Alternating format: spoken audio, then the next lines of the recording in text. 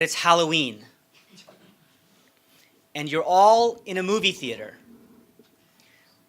late at night for a horror movie. There are a few couples at an abandoned campsite by a lake. It's dark, the wind is howling, there's eerie music, and you learn, and you already know, that there is a terrifying, horrible mass murderer on the loose, who just a few years before had murdered and horrifically killed another group of couples who was there. The music picks up, people get scared, you see shadows moving around, and all of a sudden you see a big hand and a big axe, and bam, everyone starts screaming. I don't know if you know people who enjoy horror movies, but I want you to imagine the fear of those people in the audience. And I want you to think about what kind of fear that is. People who enjoy horror movies enjoy that kind of fear. Is that the fear you would experience if you were being hacked up by this murderer? No. Is it the kind of fear you would experience if you were watching this scene unfold in real life? Maybe not. So what kind of fear is it? It's a fear that produces a kind of pleasure. It's a kind of aestheticized fear. And today, what we're going to talk about is this kind of aestheticized fear and the ways in which theorists from classical India, and Sanskrit theorists in particular, made sense of it. To help us do this, we're very lucky today to have Professor Larry McCrea from Cornell University. Larry finished his PhD at the University of Chicago in 1998 and is the author of two excellent works. The first, which has truly been groundbreaking in our field, is called The Teleology of Poetics in Medieval Kashmir, and it was published by the Harvard Oriental series. A second is on Buddhist philosophy of language, which was published by Columbia. And he's working now on another project, which will be also groundbreaking, and it's on the tradition of South Asian hermeneutics, which will be a long reader in intellectual history. He's also been the author of at least a dozen really important and influential articles on everything from Sanskrit poetry to technical aspects of Indian philosophy. But today he's agreed to help us think about this theory of aestheticized emotions. And what we decided to do is do the following. Professor McCrea is going to explain some of the intellectual history of this theory and how it works, right? Remember what we're trying to do? We're trying to explain this sense of fear, this aestheticized fear. And then he's going to talk for about 25 minutes or so, 25 minutes. And then I'm going to talk for a few minutes on another aspect of how this all is supposed to work in literature. And then Professor McCrea is going to conclude with an example that sort of attempts to tie it all together. And if we do this right, we should have enough time for questions and discussion. So while Professor McCrea begins, I'm just going to pass out a handout, and we're beginning on page 2. Please join me in welcoming Professor McCrea. Thank you very much, Professor Patil. Thanks to the organizers and the Institute for inviting me here. I'm very happy to be back at Harvard. This was my home for several years earlier in my career. So I do want to talk about this aestheticized emotion, or Rasa, more or less historically, to sort of see how it developed and how thinking about it took shape. Because like a lot of things, the full-blown theory didn't pop into being all at once. It took several hundred years, really, for people to kind of get through the issues, and even to reach that kind of analysis of the horror movie that we just heard, took people a while to sort of figure out how they wanted to talk about this. So I want to get just some of the basic terms and ideas on the table first. So we have this idea that literature or drama, this all begins really with the theory of drama. It moves into the realm of literature later on, as I'll explain in a bit. So there's the idea that somehow emotions and sort of creating a certain kind of emotional tone is very important, is perhaps the central point of a drama. So some dramas are romantically themed. They're a pair of lovers who, often undergo some sort of painful separation, and in the very happy world of Indian drama, they're always reunited happily in the end, even if you have to change history to make this happen. So you have some plays that try to create a sort of romantic, erotic mood. And this is not uniform at all times. It's not as if it's just showing a happy pair of lovers continuously for several hours on the stage, right? We wouldn't want to watch that. But somehow, a love story, even if it has its ups and downs, is a love story. Similarly, there are plays and poems that are designed to sort of somehow evoke heroism. They're about a hero, a king, or a warrior who fights off some sort of monsters or demons or enemies and triumphs. And there's some kind of mood of heroism that's supposed to be sustained through that entire production. So in the earliest sort of theorizations of drama in Sanskrit, this idea of a basic underlying emotional tone is sort of a key concept. This is all, this theory of rasa literally means flavor or taste. So it's supposed to be a sort of taste that somehow pervades the whole work. This theory of taste or aestheticized emotion first surfaces in, it's mentioned in some of the plays of Kalidasa and some other early playwrights and poets. Maybe 4th, 5th century AD, somewhere in that ballpark. The notion is first there. But we don't have any theoretical work until probably somewhat later. And just to turn now to on page 2 of the handout, I have a list of just names and dates here. But Bharata, the first one listed there, is probably a mythical author of a text called the Natya Shastra, the Science of Dramaturgy.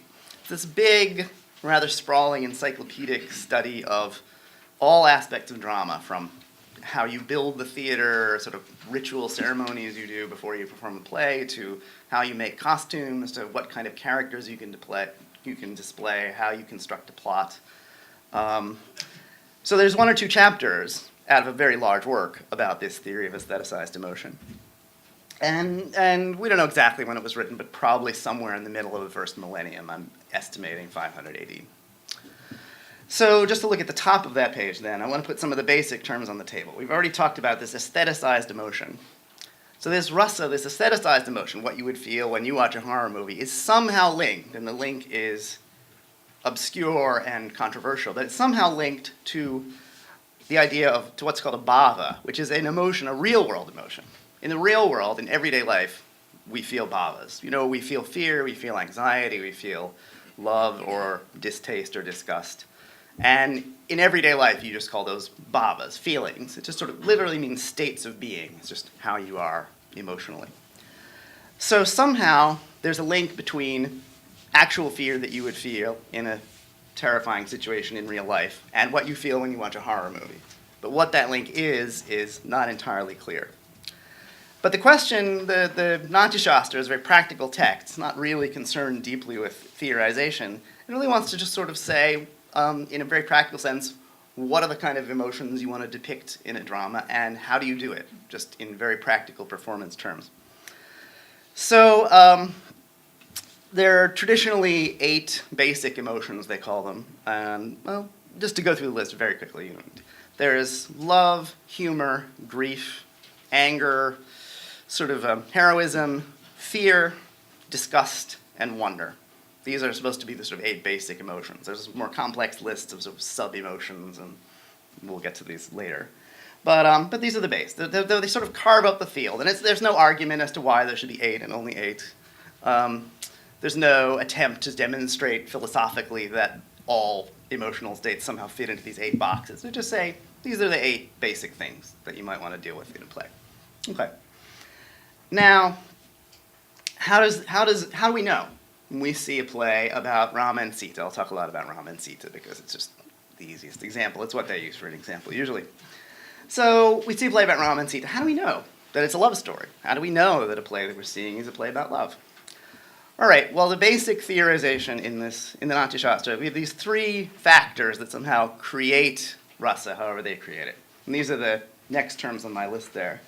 We have these things called vibhavas, which I'm translating as determinants. So you see Rama on the stage, and he's there with Sita. I'm going to, in the characteristic world of Sanskrit, I'm going to assume a male gaze here, which is what they do. So you could just as easily reverse it and say Sita sees Rama. But we have Rama on stage, he sees Sita, and he's in love with Sita. And we know, because we're sort of well-schooled readers, we all know the story of the Ramayana already, as A.K. Ramanujan once famously remarked. So we know that Rama's in love with Sita. So Sita is for him a determinant of love, right? A beautiful woman who's of the appropriate class and caste and is available to him is marriageable. So that's a sort of kind of determinant, right? An actual appropriate sexual partner is a determinant of love. And then there are sort of environmental factors. So a beautiful moonlit garden with sort of nice smelling flowers and bees buzzing around, right? All the sort of, so it's a better setting. There's settings. So it's not that you're in love with the bees and the flowers and the moonlight, but somehow that's a better setting than a graveyard, or something like that. Whereas a graveyard is good for fear, right? Okay. So you have sort of two subtypes of this determinants. Foundational, which is like the actual object of your love or your fear or your hatred. And then these sort of environmental stimulating factors, right? So under the right circumstances, you're much more likely to fall in love. So basically you put Rama on stage, or an actor on stage portraying Rama, in a situation where you would expect him to feel love, right? The woman he's in love with is there, the setting is correct. Okay, these are the determinants. Then you have what are called anubhavas, consequence. So Rama acts the way a person in love acts. He somehow visibly, perceptibly, for you, the audience, the actor, again, not the real Rama, he acts like a person in love acts. And there's lists of sort of symptoms, right? He's sort of supposed to make his hairs bristle on end. I don't know how you do this on stage so that people can see it. But his face sort of lights up. He smiles, Okay. So you have visible symptoms of love. If it were fear, you could have trembling and sort of recoiling or running. If it were grief, you can have crying, right? Okay, we get the basic idea, yes? Then we have these things called vyabhichari bhavas, transitory emotional states. The idea is that when you're in love, it's not the same all the time. Right? There's all sorts of feelings that they say all transitory emotional states can be part of this feeling of love. So sometimes you're really joyful. Sometimes you're really expectant. You're hoping to see the person you're in love with. Sometimes you're anxious. You're worried about where the other person is, what the other person is doing, maybe who the other person is with, right? So in the sort of overall persistent state of love, there are all sorts of twists and turns and ups and downs. There's sort of lesser, more passing emotional states that are associated with a sort of underlying state of being in love. So somehow, and this is really almost all the theorization of this you get in the earliest treatment of the Natya Shastra, there's just one sort of key statement, which says that the rasa arises from the connection of these three things: determinants, consequence, and transitory emotional states. Parenthetically, transitory emotional states, because they're also emotional states, they can't be depicted in an immediate way. You can't just see that Rama is worried, right? He has to somehow act. He has to be in a situation that would evoke worry, that has the right determinants, and he has to somehow display worry. He has to act, physically, but also through words, right? He can sort of somehow show us, the audience, that he's worried. Okay, so somehow rasa arises through the connection of these three factors, and that's about all this text says about the sort of theory of how rasa works. There's a lot of detailed stuff about how rasa should impact your performance, and some of this is sort of mimetic, but some of it is to do with having the actor act the way a person in love acts, but some of it is not. There are associations. Certain colors are associated with certain rasas. You're supposed to use white costumes for a person in love, red for anger, right? There's nothing, it's not the case that in real life people who are in love necessarily wear white, or angry people necessarily wear red, but there's a kind of association there. So some of the aspects of drama are stylized, right? They're not naturalistic. And this is recognized in the text. They distinguish between what they call, just to throw the Sanskrit at you, natya dharmi versus loka dharmi. Loka dharmi is things that have the characteristics of the world, of real life, right? So sad people cry, fearful people tremble. But natya dharmi is things that are features of the drama, not of real life. So there's a lot of, especially gesture, a lot of the Natya Shastra is about certain gestures that you do to show certain things. Now you can do gestures to show certain actual events. You show a deer by going like that. That's one, I don't know that much about these. But there are certain gestures you do to show that you're sad or you're angry or you're fearful. These are not supposed to be like what people in real life do when they're sad or fearful. There's a system of conventions. And if you're a well-schooled connoisseur of drama, you know what the conventions are. So basically, there are sort of mimetic and non-mimetic features that are associated with rasa in the text. Now, non-mimetic features, they they fit into the overarching framework, but they don't really fit very well with the idea of stimulants and or determinants and consequence and variable emotional states. They don't map onto what a real person in love would do. But somehow, conventionally, we, as consumers of drama, we know what they mean. Okay. But what I want to argue here is that several hundred years after this theory was first propounded in the realm of drama, it kind of migrates, it kind of gradually migrates into the field of literary theory, which is specifically about language, which includes dramatic and non-dramatic poetry, so poems that are recited and heard, but also drama, which is, among other things, made up of a text. So, and I want to say that as this theory of aestheticized emotion moves from the realm of performance into the realm of language and language theory, the mimetic element comes more and more to the fore, and these sort of non-mimetic features become theoretically problematic and just start to get ignored after a while. So, to look back at my lists of key figures and texts, right? A couple hundred years, within a couple centuries of the first appearance of this dramatic theory of aestheticized emotion, it begins to migrate into literary poetic theory. Just these first two I list, Bamaha and Dundin, they're the earliest figures we have in the theory of literature, and they're mainly interested in figures of speech.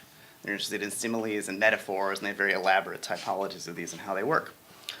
And what they do is they treat Rasa, aestheticized emotion, as a figure of speech. They have a figure of speech called possessing Rasa. And they say, when you show a figure, a character in love, or have a character speak who's in love, that is the figure of possessing Rasa. Now, this isn't really a very good figure. It doesn't really work like a simile or a metaphor works. It's kind of hammered into this. It's like a square peg in a round hole. But that's the only framework they have for dealing with this. Everything that makes literature beautiful is supposed to be an ornament, is what they call it, but kind of a figure of speech. So it sort of sits rather uneasily in the theory. And then around 800 AD in Kashmir, and suddenly from now on, as you see in my little list, everything now is in Kashmir. Right? Everything for about 400 years, everything that counts in aesthetics in India, some people would dispute this, but almost everything that counts happens in Kashmir. It becomes a real hub. There's a key figure named Udbata, who was actually he was the chief, what they call the Sabhapati, the kind of chief of the Pandit assembly of the king of Kashmir, Jayapida, in about 800 AD. He was supposedly fabulously well paid. He was paid 100,000 dinars a day, supposedly. He wrote, actually, it seems to be the same guy who wrote on philosophical materialism. He was an atheist and a materialist. But he also wrote on dramatic theory and on literary poetic theory. He's the first person we know of to write on both. And he kind of introduces some interesting, important innovations in the theory of rasa. For one, he adds a ninth to the list of emotions. He adds the rasa of what he calls peace, shanta, quiescence. And this is the rasa of what aesthetics or religious figures feel when they've attained a state of meditative peace. He adds this as it becomes very important. For some people, it becomes the most important rasa later on. But also, he sort of begins to initiate a kind of merger between dramatic theory and literary theory, which expands in the succeeding centuries. About 50 years after him, in Kashmir again, there's a fellow named Anandavardhana, who's really a key figure, the key figure in certain ways, in the transformation of the theory of rasa. And he writes this book called the Dvani Aloka, the Light of Suggestion, in which he begins systematically, for the first time, to treat rasa as a kind of meaning.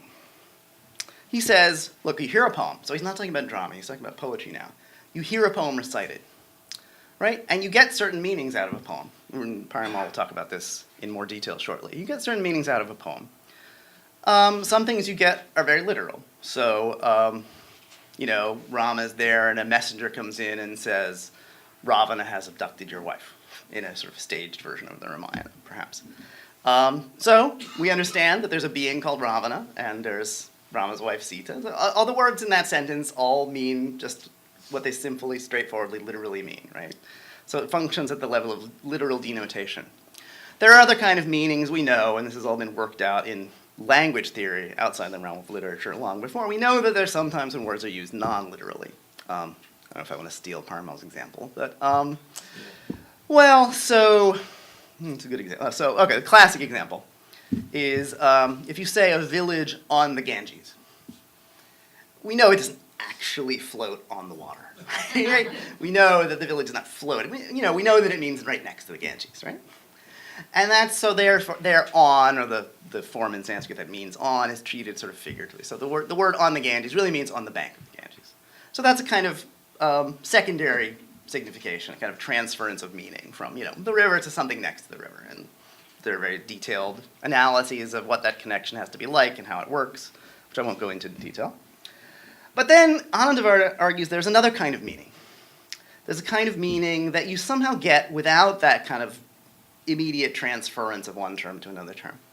And he says, I won't go into detail about that either, Parimal will take this up. But he says, when we hear a poem that's about love, we somehow get the meaning of love. We have that feeling, like the feeling you get in a horror movie. If we read a sort of scary poem, it's just language. So the language produces in us some kind of awareness. And if the language produces in us some kind of awareness, that awareness must be a meaning. This is a key premise for him. So we might not think of, nobody before him seems to have thought of the emotional mood or tone generated by a piece of literature as a kind of meaning. But he says basically it comes from language. Language puts it into your head. Therefore, it has to be a kind of meaning. And he says you can't explain this kind of meaning through ordinary semantic processes. There has to be a special, separate way of conveying meaning that gives you that emotional tone and gives you certain other kinds of meanings that we'll talk about shortly.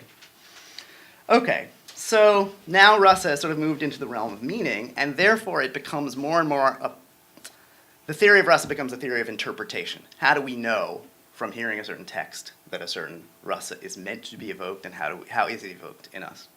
I'm going to shift back a little bit to the realm of drama theory for a while, because as this becomes a sort of theory of interpretation, people become more and more interested in the question, and I don't think it's coincidental they become interested just at this moment, right around 850 in Kashmir, in the question of, well, what exactly is this Rasa experience, and where is it? Who has it? This becomes a key question. I don't think it was a key question before. But these, the next four figures, the last four figures in my list of types here, classically are the proponents of four theories about what Rasa is and where it exists. Lolata, Shankuka, Bhattanayaka, and Abhinavagupta. Over a span of about 150 years, this was not the only big question, but it was a very hot question in Kashmiri aesthetics. I think it ceased to be a hot question after that and is much less important than people sometimes think it is. But for that time, this was very clearly a big issue for people. So to simplify somewhat, Lolata, they seem to be in this order. They're usually given in this order, and they seem to be chronological. The first two are probably very close in time. But Lolata, he thinks of Rasa as existing in the character. So you see a play or you read a poem about Rama, and Rama's in love with Sita. And the Rasa, the aestheticized emotion, is Rama's emotion. It's the Rama emotion that he feels, that's somehow represented or conveyed or evoked through literature. And what's the difference then between a Rasa, the aestheticized emotion, and just an everyday emotion like love, like you and I might feel in our everyday life? And he says that the difference is that aestheticized emotion is peculiarly intensified emotion, right? So that the kind of emotion that you put on stage in a romantic play is not just your sort of average everyday love. It has to be sort of specially dramatic or intense or powerful to make it worth depicting, right? We don't want to just see a play about like regular people feeling regular things. This is one of the operative premises of much Sanskrit literature and other literature to some extent. Okay, so that's the first theory. Then there's this guy Shankuka, around the same time, maybe slightly later, and he says, no, that's wrong. Rama is dead, long dead, right? Rama is not feeling anything. When you're in the theater, there is no Rama, really. There's an actor. There's a guy on stage dressed up, right? Sometimes you have plays or poems that are about completely fictitious characters who never existed at all, right? Who didn't ever really have emotions. He says Rasa cannot be the emotion of the character because the character either doesn't exist or maybe existed a long time ago and doesn't exist now. It certainly isn't there in this theater. The actor is on stage, and the actor acts out the emotion, and you infer that the emotion exists in the actor because he's a good actor, because he can look like a person in love. So Rasa is actually a kind of simulation, an imitation of real emotion. So there's just a guy on stage who's dressed up as Rama, he acts like Rama, and somehow, you know that he's not really Rama. You're not fooled. You don't suddenly think Rama has come back to life and is walking around on stage in front of you. This is the idea, we would call it suspension of disbelief. But he actually argues that, that we have to accept basically a different level of reality for this kind of feeling. And he compares it to other forms of representation, like a picture. This is not his phrase, but a somewhat later summary of his theory calls this the principle of the horse in a picture. If I put up a picture of a horse here, and I say, that's not a donkey, that's a horse, you're not going to stand up and say, I'm wrong. You're going to say, no, that's not a horse. That's just pigment spread on a page, right? That's not a horse. You know. So there's a certain sense in which it's true for me to say that's a horse. But it's obviously not the same sense in which it would be true if I actually pointed to an actual horse and said that's a horse. So there's a kind of level of reality that representation has that's special to itself. And this is what Rasa is. So Rasa is the sort of imitated emotion that's present in the actor that you, the audience, somehow infer to be there by the appropriate signs. The character's put in the appropriate setting, and he displays the appropriate visible symptoms that you can see, and you infer, oh, he's in love. He's afraid, right? He's angry, right? Okay, so this is Rasa. And then, probably about 100 years later, around 950, the date is not certain, there's a fellow named Bhattanayaka who wrote this text called The Mirror of the Heart, the Hriday Darpana. And this is the key shift, for some people, the key shift in aesthetic theory. And he says they're both wrong. Lolita and Chankuka are both wrong. Rasa is not what exists in the character, and it's not what exists in the actor, or what is imagined or inferred to exist in the actor. It's what exists in us, the audience, right?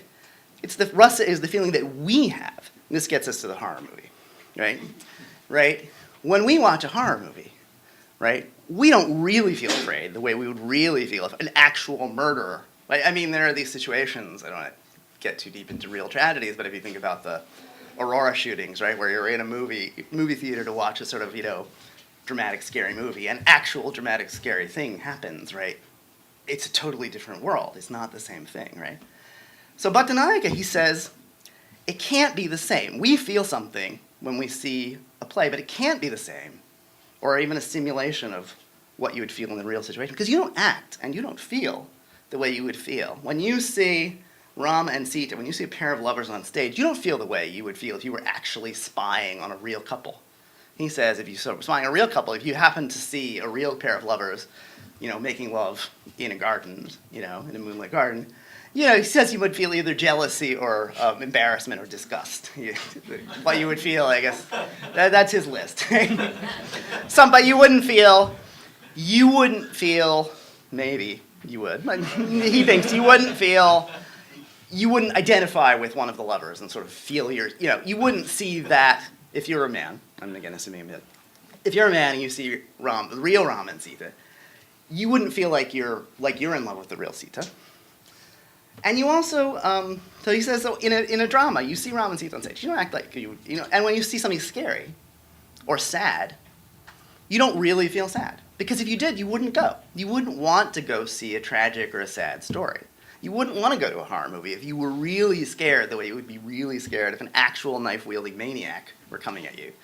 You wouldn't go and pay money for that experience, right? And people don't go and pay money for this actual experience, right? It's a provable proposition. Okay. So he says it's something else. It's somehow akin to the feeling that you have. So it's something fear-like about that. It's not like it doesn't make any difference whether you go see a romantic story or a scary story. There's something like fear that you feel. But it's not real fear. And what's the difference? What's the relation? He actually does try to sort of theorize and explain this. And he says that it has to do with what he calls universalization or generalization. When you see Rama and Sita on the stage, again, assuming you're a man, you don't feel towards Sita as you would feel if she were your own beloved or your own wife, right? And you also don't feel the way you would feel looking at some other person's beloved or wife who's a stranger to you, right? He says you somehow feel somehow love or affection towards Sita that's generalized. You don't regard her as someone who's close to you personally or as a stranger, right? So this somehow the feeling of love is kind of unmoored from its roots in any kind of personal identity or personal relationship, right? So you feel this kind of generalized love-ish feeling, but it's not like particular love for a particular person, either your own or somebody else's. So it's sort of depersonalized. Now, Abhinavagupta, whom many people regard as the, sort of pinnacle of aesthetic thinking in India, actually has very little to add to Bhattanayaka's theory. He adopts that theory of universalized, generalized, depersonalized emotion wholesale.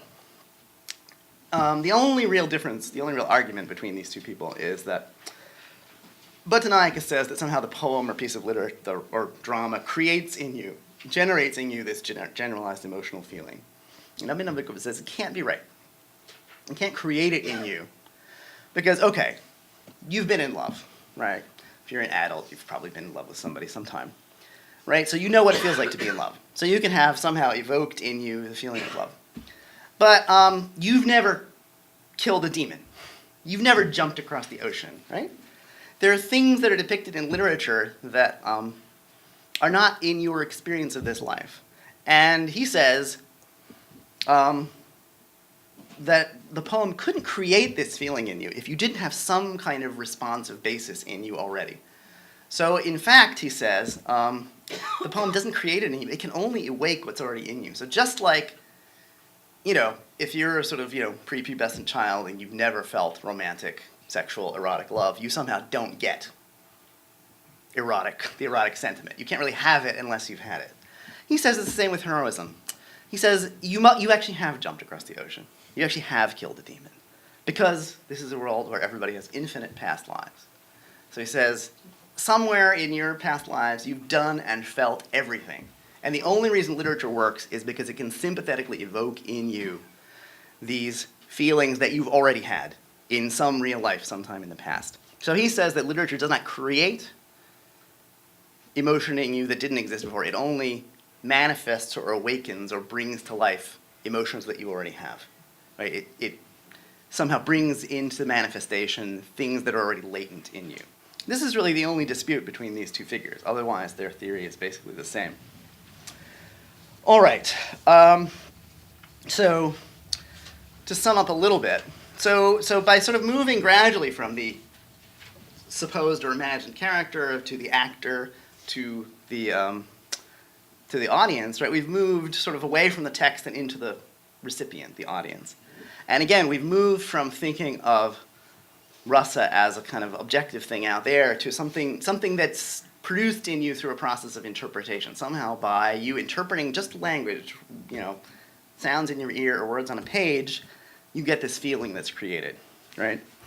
And basically, as that happens, the role of non-mimetic features becomes more and more problematic and harder to explain, right? Because again, in our past experience, right, we don't have the experience of certain gestures conveying love and other gestures conveying fear, certain colors conveying love or fear.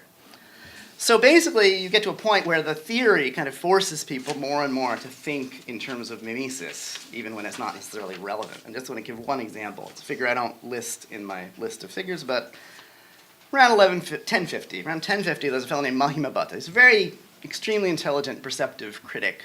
But when he comes to the question of how sounds, alliteration, and sort of compounding structures in Sanskrit are associated with certain rasas, there's this idea that poetry that conveys love should have very few compounds and certain kinds of sounds, soft sounds, R's and L's, liquids.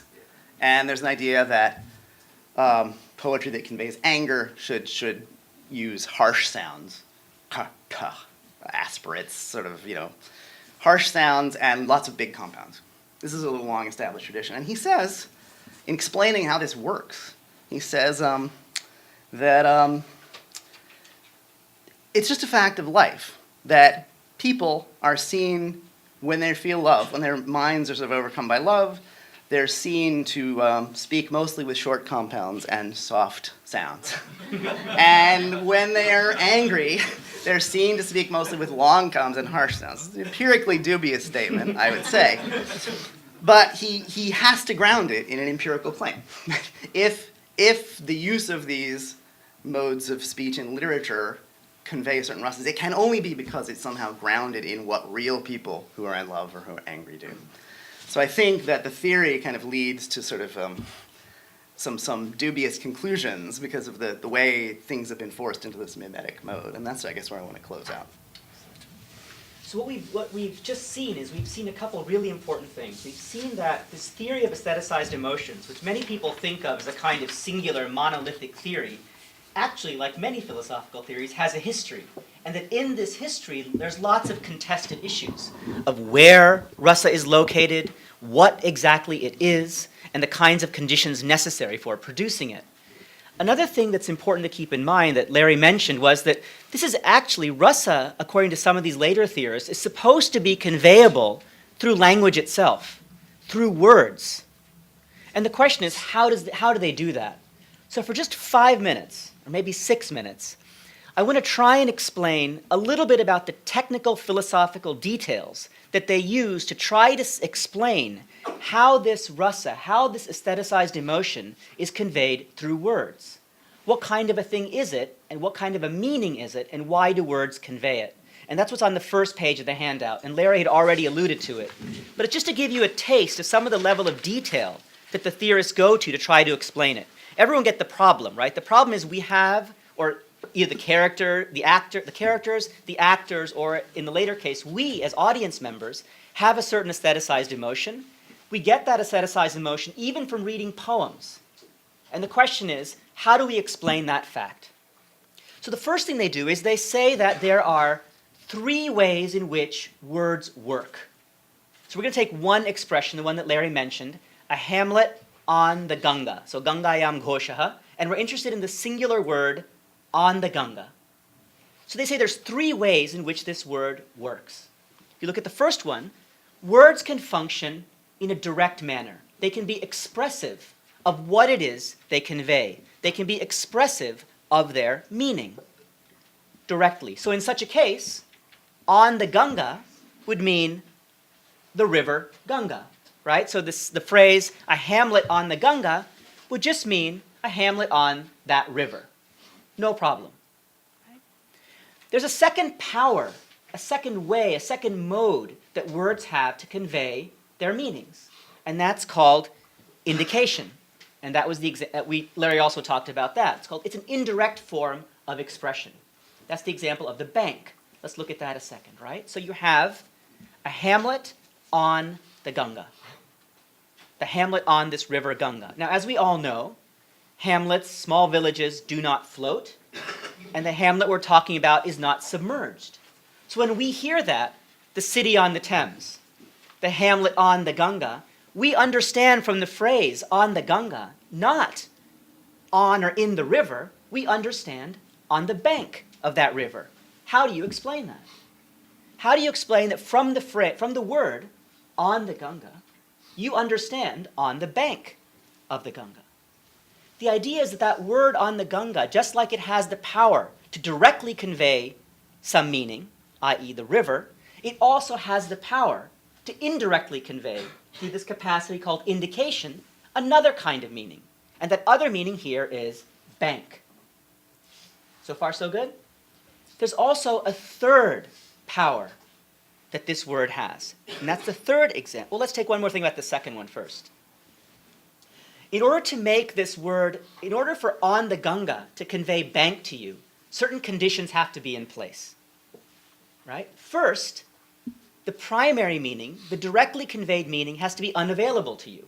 Right? If it would work for you to say the hamlet in the Ganga, and that would make sense to you, you probably wouldn't have to go to, your mind wouldn't carry you to the meaning bank. So when they theorize this second capacity of words, they say there's 3 conditions. The primary meaning has to be blocked. Now, when you understand the hamlet on the Ganga to mean the hamlet on the bank of the Ganga, you don't think it means, oh, the hamlet on the moon. Or you don't think it means the hamlet in a blueberry field, or just a hamlet is a blueberry. The point is that on the Ganga doesn't allow you, in that phrase, even though the primary meaning is blocked, it doesn't mean you can think whatever you like. Right? There needs to be some relation, they say, between that primary meaning, which is river, and the meaning that's indirectly conveyed to you, that is bank. There has to be some relation. And here the relation is one of, let's say, proximity. The third condition they say has to be in place is there needs to be some kind of connection between the primary meaning and this indirectly conveyed meaning. And I gave the example of proximity. The point of this was just to say that we all understand when we hear something like a city on the Thames or the city on the Charles, that what that means is city on the bank of the Charles. There's an entire theoretical discussion about how we actually can explain that we in fact understand the word on the Charles or on the Ganga to mean bank. And that's through this second capacity that words have to convey meanings. What we're interested in for the purpose of our Rasa conversation is the third way, and that's called suggestion. So just like there's direct expression that gets us to river, and there's indirect expression that gets us to bank, there's something called suggestion. And that gets us from a hamlet on the Ganga to mean a hamlet which is pure, right? A hamlet which is purifying. So for someone who's aware of the Ganga and its mythology, in a particular poetic context, the word hamlet on the Ganga would refer to a pure or purifying village, right? So, and it's asserted that that is conveyed through this third power of words called suggestion. It's further argued that you couldn't defend this, you couldn't explain this by saying that that's just what the word Ganga directly conveys or what it indirectly conveys. It said it is suggested. So I want to just look at one example to explain, sort of make this idea of suggestion have a little more sense, and then we're going to see in an example about how rasa and the suggested meaning work. All right? So we get the basic idea, right? Words have different ways of working, different capacities. One is direct expression, river. One is indirect expression, bank. And there are certain rules that are used to explain how we get to bank. Then there's this third, suggestion, which gets us to purity. So let's look at this example. I should set the scene. So a traveler shows up at the home of a young woman and her mother-in-law. Her husband is away. And being very generous people, they offer the traveler a place to spend the night. And this is what this young woman says to the traveler as she welcomes him into the home. Right? She says to the traveler, "This is where my mother-in-law sleeps, and here do I. See by the light of day, O traveler, blind you are by night, lest you fall into bed with us." What's so funny? What this directly conveys is very clear. Look, you're new to my house. My mother-in-law sleeps over here, and I sleep over there. Take a good look while the light's still good.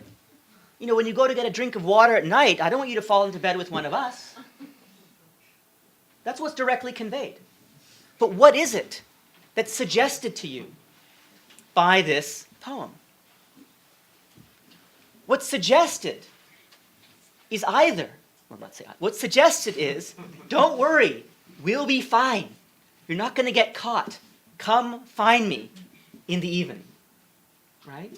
What's suggested is not, don't come. What's suggested is, please come.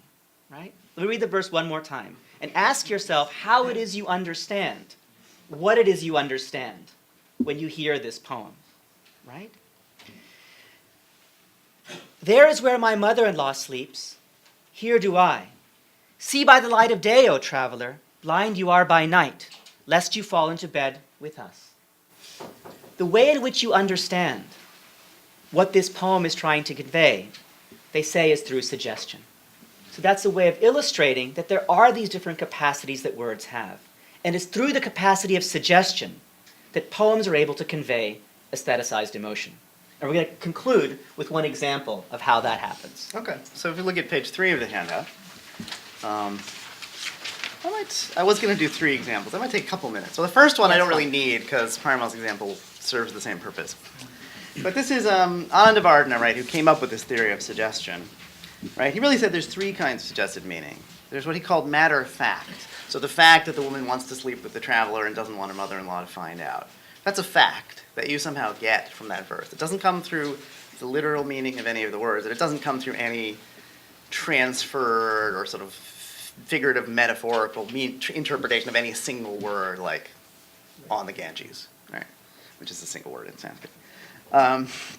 Okay, so the first example I gave sort of covers the same ground, just to briefly do it. Wander confidently, monk, That dog which frightened you has been killed today by the lion who dwells in the creeper bower on the banks of the Godavari. This may be less readily apparent. But It's from the same collection of poems. It's Yeah. a very early Prakrit collection of poems. And we're supposed to understand that the woman wants to meet her lover in that creeper bower on the banks of the river Godavari, and she actually wants the monk to be scared away. Because if he's scared of a dog, he's certainly going to be scared of a lion, right? So the explicit content of the verse is, go wherever you want, don't be afraid. And the real intent is to say, don't wander where you want, be afraid, right? Okay. So Anandavardhana says these two meanings are so radically opposed that you can't fail to see, if you understand the verse, that there's a second meaning there. And the only way you can explain it is by some kind of suggestion. And he says you can also suggest figures of speech. And I'll just very quickly do this one, my second example. Having already obtained Shri, the sort of goddess of prosperity, why would he again produce in me the pain of churning? I cannot imagine for him, his mind free of lassitude, his former sleep. Why should he build a bridge again, being attended by the lords of all the islands? The ocean, when you approach, appears to tremble as if entertaining such doubts. This is a verse of praise addressed to some king, we don't know who. But the point is, all the doubts the ocean have imply, without saying, that the king is Vishnu. Because it's Vishnu, we all know, if we're properly acculturated, we know that Vishnu is the one who churned the ocean and won Shri as his wife. We know that Vishnu sleeps on the ocean in the time between cosmic ages. We know that Vishnu, in his incarnation as Rama, built a bridge across the ocean. Okay, so it implies, without stating, it suggests a metaphor, a metaphorical identification of the king with Vishnu. Okay, so that's a figure of speech that's not stated, but is somehow suggested indirectly. and the challenge is how could you explain otherwise. Right. that figure is what's conveyed to you? So as educated readers or listeners of this poem, we all come to have a shareable understanding of it. And the theory of the power of words is simply about how do you explain that, how do you defend it, and if you think that there is some power other than suggestion, let's hear it. Let's hear what it is, right? That's the challenge here. So this is the way in which suggestion conveys this figure. And now we Right. get to the Rasa example. Okay, so the last example is the Rasa example. This is our third and most important kind of suggested meaning. The clouds with cranes wheeling against them smear the sky with dark, wet splendor. The wind contains droplets of water. The joyful cries of the friends of the clouds, the peacocks, are sweet. All right, let them be so. I am Rama, whose heart is very hard. I can endure all. But how will Sita survive? Alas, my queen, be strong.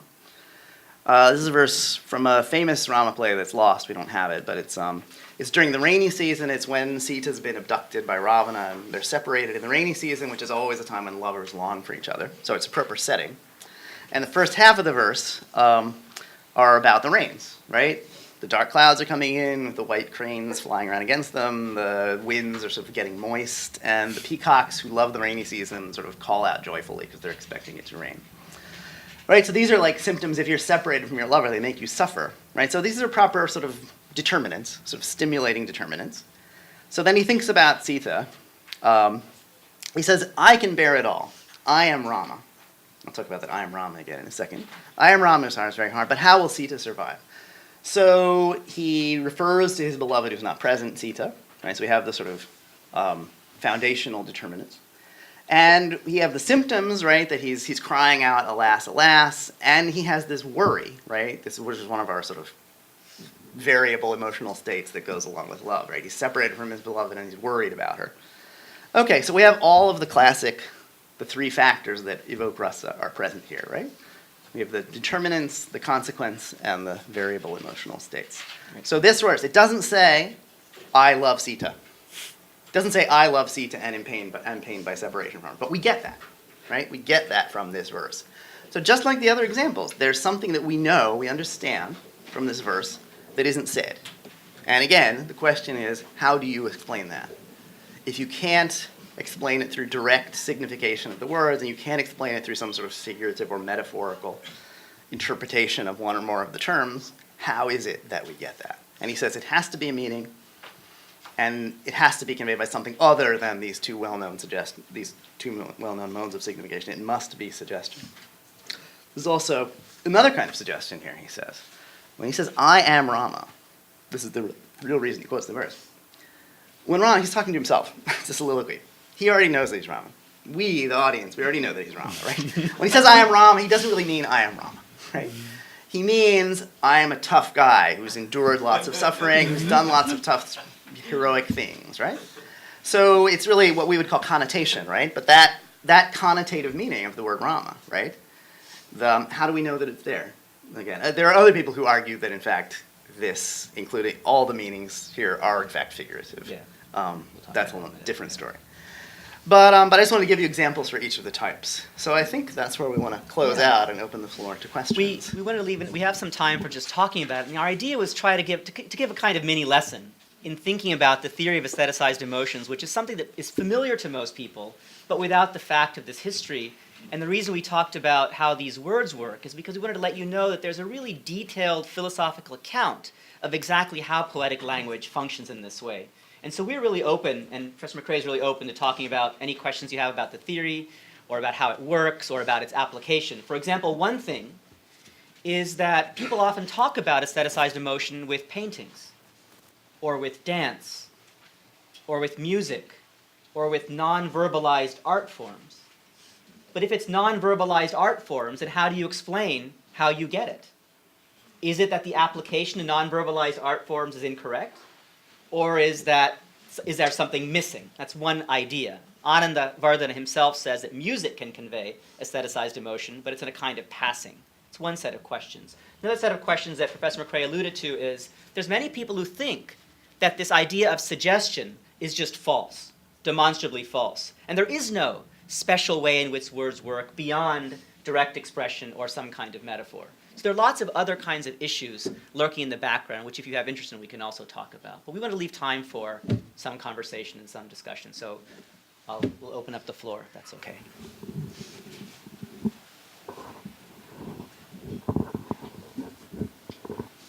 Yeah.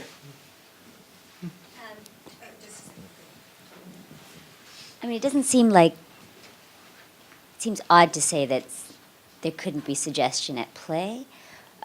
But what seems missing from this whole account are communities of interpretation, right? So for a suggestion to work, it requires, it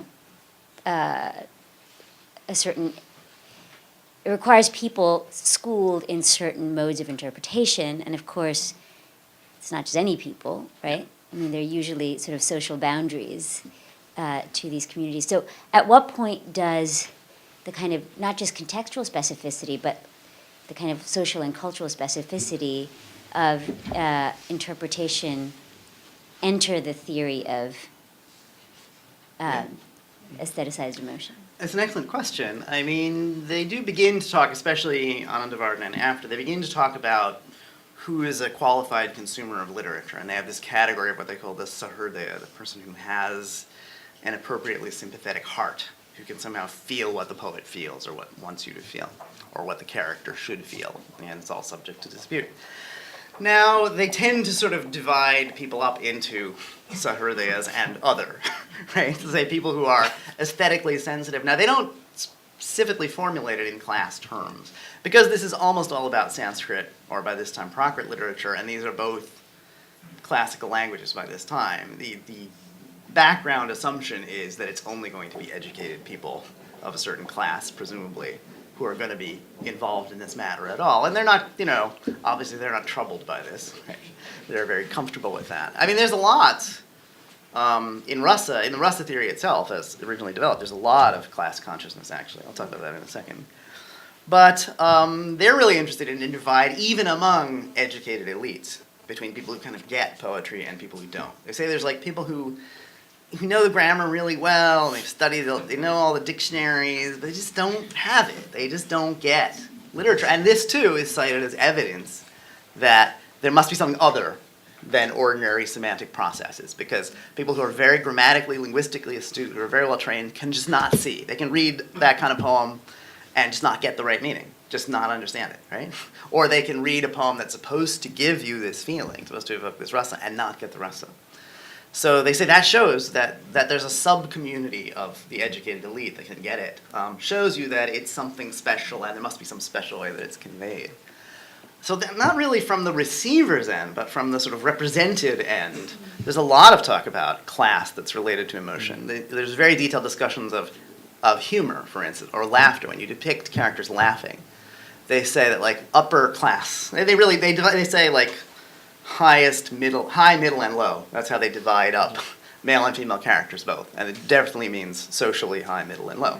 And so the sort of uttama, the highest kind of characters, they should never really like have a big belly laugh. You don't even see their teeth. They smile a little bit. Middle characters, they can laugh so you can see their teeth, they can sort of chuckle a little, their cheeks can kind of like vibrate a little. And then lower class people are like, slapping each other in the back and rolling around on the ground. Right? So there's definitely a sort of an implied social ethic. And again, it's a system of codes. I mean, they don't recognize it or talk about it, but the system of social codes in the way you depict certain classes of character. Very often, I just taught this in translation a few weeks ago, and you go through all the emotional states, and they say that for women and lower types of characters, right, they can cry when they're sad, and they can tremble when they're afraid. Like, basically, upper class male characters are not supposed to show fear. They're not supposed to show outward visible. They're not supposed to sort of break down in tears, right? So there's an obvious social and gender coding of all of that. But you don't really have any explicit discussion of like different communities of literary interpreters, people who respond to one kind of literature and not. Well, I shouldn't say that. Again, this is not thought through in any kind of socially progressive tone, but there's another guy not mentioned on my list, a guy named Kuntaka, who basically he says there's like some people really like kind of big, harsh, dramatic poetry with lots of giant compounds. Some poets just have a natural capacity for that, and some consumers have a natural taste for that. And he frames it in terms of nature, right? It's the way you're born. And some people have a natural taste for kind of sweet, melodious, gentle kind of poetry. So some poets and some readers just have a natural affinity for that. So he does sort of acknowledge that there are like different strokes for different folks kind of thing. But again, it's not through in class terms. So the assumption is an elite readership, not necessarily male. I mean, there's some figures. There's one guy in particular named Rajashekara who he actually talks about a good deal in his book about his wife. He says, "Oh, my wife says this. My wife likes this kind of thing." So I mean, there were certainly female consumers of all this, and that fact is known, although it's not seen as particularly salient. I mean, I could cite a couple exceptions, but not many. So it's a great issue they had the theoretical materials to think about that, but they just never did. And I think there's a kind of social barrier to thinking in those terms. I don't know if you want to say anything to that. No, I think that's right. Let's start at the front and work our way back. Hi, thank you for the talk. In the discussion we were having, it seemed like that there's a limit to the creativity of emotion, and there are that your imagination can be creative, but your emotion can only come from what you have experienced before in one life or the other. And because when we say that, for example, the case that you were discussing was of the hamlet on the river, and how fiction or imagination would portray is that it's not hard for me to imagine, because I know what a small village looks like, I know what things floating like on a river look like, and I can imagine a river floating on a village floating on a river. And what this rasa is, like your points are alluding to, is maybe we can't feel that. We can certainly see, like, create it in our head, but we can't feel that. So do you think that is there a limit to the creativity of emotion within this discourse? You want to feel that, or you want me to? Go ahead. Okay. I'll answer the other part of it. I think that there's a very limited field of vision in the theory. I think that in practice, so I mean, there's the idea that if you're in love with a woman or a man and you're together, if you're separated, it's painful. If you're together and you're happy. The idea that you could be in love with somebody, be together with that person, and somehow be dissatisfied. This kind of, idea that we have this more maybe modernist idea that somehow like all the right pieces can be there. You can be sort of successful and together with the person you love and sort of socially prominent and still somehow be vaguely dissatisfied. That's not there in the theory, but I think it is there in practice. I think in actual poems and plays, you can point to characters like that, who seem like everything's going well for them, but there's some kind of pervading dissatisfaction. I think that good literature here in India and elsewhere always exceeds theory. I mean, I'm very interested in theory. I love theory, but I think that it always, if it has any kind of vision at all, it has a sort of constricted vision. And I think that real poets, good ones, did not sit around reading works on aesthetic theory and say, oh, now I have to put this rasa and this subordinate emotion. I think they wrote in a much more spontaneous way, and theorists come along and try to sort of put things into neat little boxes. But I think if you look at actual literature, you will find examples of far more creativity and a far more diverse depiction of possible emotional states and responses And than I the think, theory allows for. right, and even the theory itself, right, just because we have a finite list of aestheticized emotions, 8, 9, or 10, and a finite list of these various factors that result in their production, it's not as though this finite list is actually much richer than it seems. So you can always have a type and you can have subtypes, right? A type and subtypes. So a theorist's job is to actually try to account for all of these things and all of these kinds of things that occur in literature, including the more problematic cases. And what's really exciting to do is when you look at a theorist try to struggle with some of these problematic cases, they look at how they use the resources to try to make sense of it. But it is very clear that in the literature itself, you see far more certainly than this kind of, we've just presented the very, very surface of how people think about this. So I would say, from a theorist perspective, it's not limited at all. Though one has to recognize that in a way you're trying to make sense of something that is really quite rich and quite complicated, and so subtypes are allowed. But that doesn't mean it's not complete. That's how a theorist might look at it. Should we go here and then work our way back? Yeah. Natya Shastra, Bharata is a Natya Shastra. It was essentially written as a manual for performers. Yeah. And subsequently, all the theorists that you have talked about have essentially been just looking at it from interpretation and also for analytical purposes, let's say. That would you actually just, if you were to incorporate what the subsequent scholars and into the Natya Shastra framework itself, does it not actually just become a tool? Because as a performer myself, as an artist, as a poet, I actually just I'm very easily actually able to use these things of just the various vyabhichari bhas, transitory emotions, and the context and sandarbh and auchitya and vakrokti. You can actually take these as tools for creation, and so that's when it takes a different meaning. That it is not essentially about analysis of a dead past, but it is a living future and a present, actually. So, so how would you actually just comment on that? And also, what was mentioned by the question earlier is that it is limited number of gradations of the emotions and the categories and so on, as Parimal has actually just very nicely put it. That there are very gray scales in between also, and subcategories as well. And for the sake of creating frameworks, you do require categories, actually. Yeah. But at the same time, just as when you are creating as an artist, you transcend those, or you'll be able to actually create subtle flavors in there also. So how would you actually just say that, these theories in subsequent can be created as a practitioner's framework? It's interesting. Well, we can talk about that. But I mean, it's true that there are very, very sophisticated treatments of it. Once you have your sort of boxes, once you have your labels, there are very sophisticated analyses, especially not so much in sort of abstract theorization, but in the interpretation of actual verses, in works of criticism sometimes, in commentaries, right?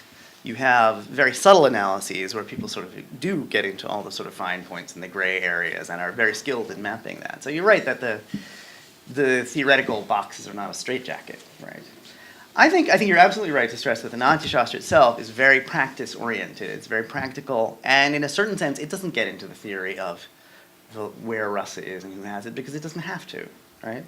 I do think that there is, in poetic theory and in dramatic theory, there is a shift from a sort of pragmatic orientation in the earlier works to more and more analytical orientation in the later works. I don't think it matters at all. You may feel differently. Like, I don't think having one or the other of those four rasa theories, there's no suggestion, there's no nothing to indicate that it would materially alter the way you write or perform plays. That because you think of fear, the rasa of fear, as something evoked in the audience rather than what's in the character, that you would say, well, we can't do that this way in the play because it wouldn't work. I think those theorizations are, in a way, I don't want to say epiphenomenal, but I think they don't really engage with the mechanics of writing a play or putting on a play. I think that you can hold any of those theories perfectly well. And the theorists, I don't think they're interested in the pragmatic consequences of their theorizations. They're not interested in telling people to write or perform dramas in a different way because this is the way Rasa works theoretically. You shouldn't write this kind of play, or you should write these scenes differently. They don't play out the consequences in that way. They are really interested in, I don't want to say pure theory, but they're not interested in the practical applications of theory. They're interested in understanding correctly what happens when you go to the theater. Yeah. Let's work our way back if we can. So, yeah, go ahead. We'll start in the back, then work our way forward. Sorry, Cynthia. I'd like to raise a question about Shantarasa and Abhivinagupta, and to just reverse where Parimal began this morning with this scene in the forest and the horrible axe murder, and the intensification of the emotion becoming pleasurable for the audience and satisfying.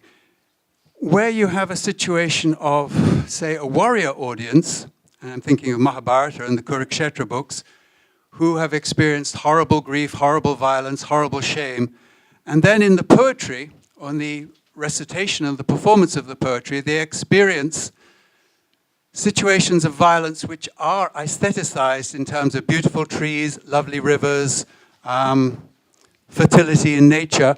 In terms of your theorists, how does, shall we say, the Aristotelian idea of katasis, how is that developed by your theorists? Yeah, I don't think I've sort of looked for an analog to catharsis in the Indian theory. I don't think it's there. I think it's a very different notion of what attracts you or what makes the sort of experiencing, the literary experience of,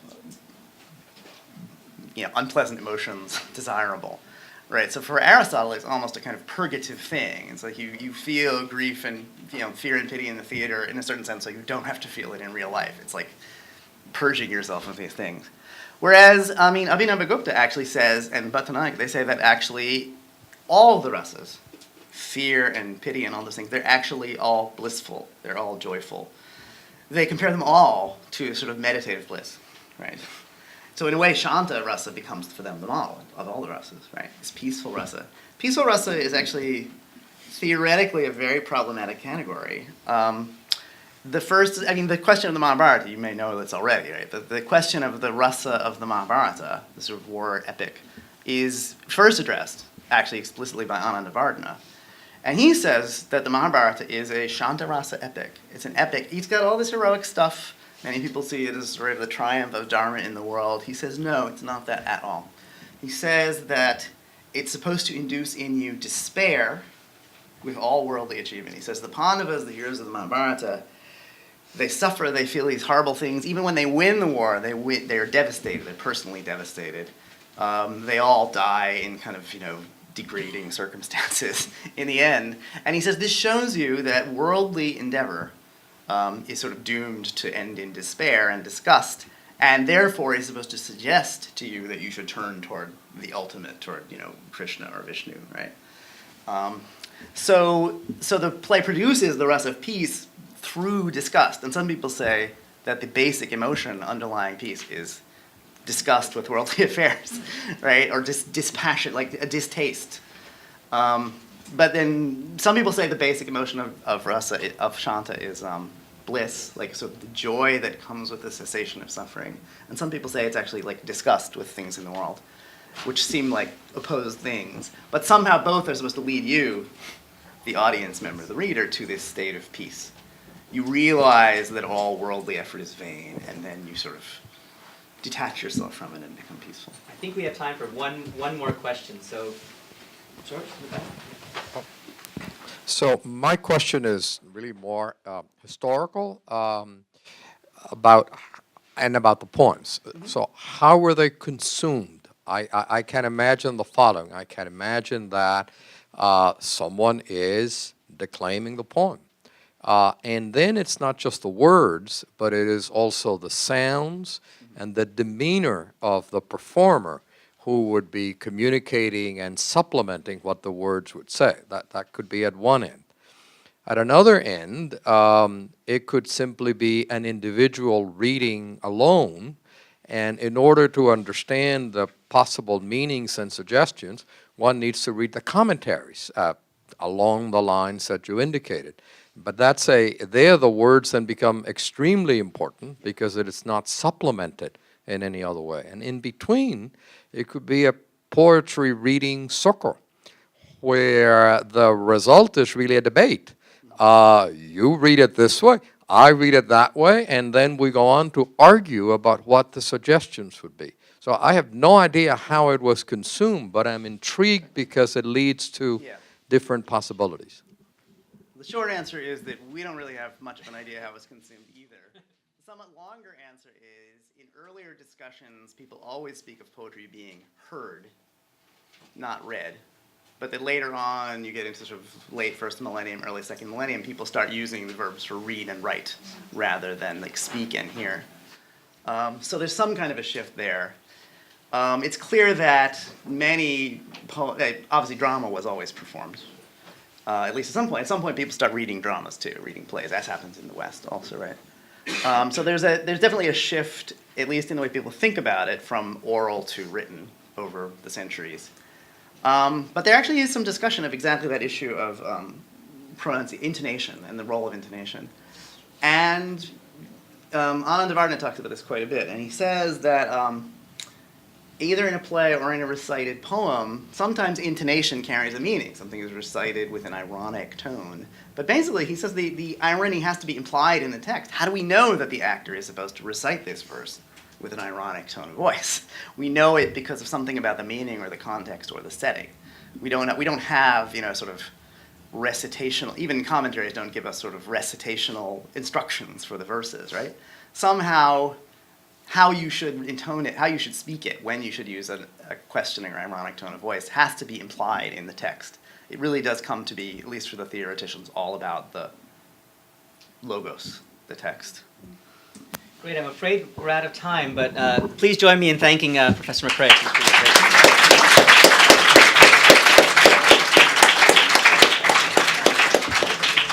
Okay, cool. Seems good. Yes.